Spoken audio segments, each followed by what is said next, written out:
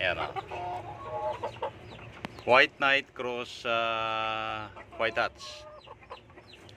White Knight Peruvian yung kanyang tatay at saka pure na White Hats yung kanyang nanay. Ayan. Bali 50-50. At plano natin ito i-cross natin dun sa ating pure na White Hats hen. So titingnan lang natin kung ano magiging kinalalabasan ng kanilang mga anak. Bali kukuha lang tayo ng maliit na porsyento ng dugong Peruvian. Dahil ang magiging labas ng anak nito ay 1/4 na lang yung Peruvian blood nito. So susubukan lang natin mag-eksperimento kung anong kalalabasan ng kanilang mga anak. Ang gusto ko lang dito sa dugong Peruvian ay literal na mabibilis, lalo na yung mga bagong labas noon, yung mga unang labas ng Peruvian. Talagang mabibilis sila. Ang problema lang sa Peruvian kasi kalimitan ay mga late maturing sila. Kaya dapat talaga i-cross natin sa mga amfoul. Dahil yung mga naunang palahi ko ng Peruvian noon ay may mga umaabot na ng 1 taon pero hindi pa naglalaban. So nakakainip magantay. Kaya ang ginawa ko ay kino-cross ko sila sa mga amfoul. At kagaya nito, krinos ko ito sa White Hats dahil nagagandaan ako sa mga White Hats.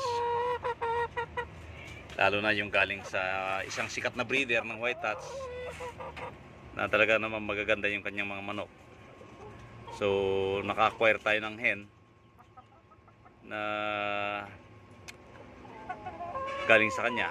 So ito yung ating ikirinos. Ayan na. Subukan lang natin. Total wala naman mawawala kung susubukan natin mag-eksperimento.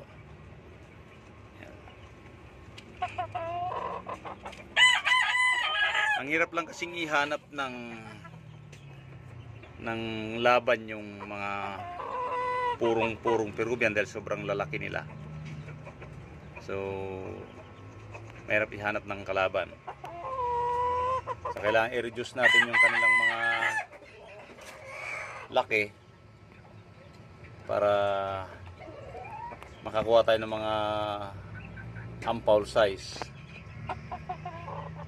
Kagaya nito, hindi na ito masyadong malaki. Magpo 4 months na ito, pero ayan do, magpo 5 months na pala ito. Magli5 buwan na, pero ganyan pa rin siya kalaki. So tama lang.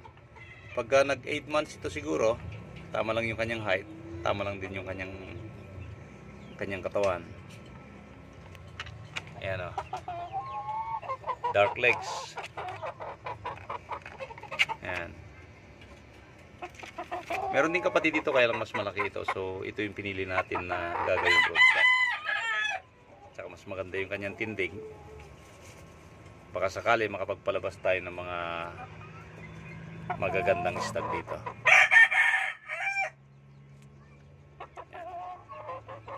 Parang si Santa Claus, may bigote, may balbas.